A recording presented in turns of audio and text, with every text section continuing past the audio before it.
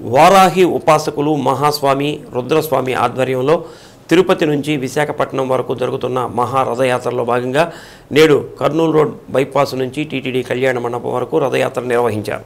అమ్మవారి విగ్రహం రథంలో ఉంచి నగరోత్సవం జరిపించారు. నగరోత్సవంలో భక్తుల కోలాటం మేళతాళాలతో సాగింది. సాయంత్రం 6 గంటలకు టీటీడీ కళ్యాణ మండపంలో వారాహి అమ్మవారి యాగం నిర్వహిస్తున్నట్లు మహారుద్రస్వామి తెలిపారు. యాగం ప్రవేశం ఉచితమని భక్తులందరూ యాగాన్ని సందర్శించి అన్నప్రసాదాన్ని స్వీకరించాలని కోరారు. కార్యక్రమంలో కొకిరాల సంజీవ్ కుమార్, మువ్వల నాగరాజు, నేరేళ్ల శ్రీనివాసరావు, కరణం రమాదేవి తదితరులు పాల్గొన్నారు.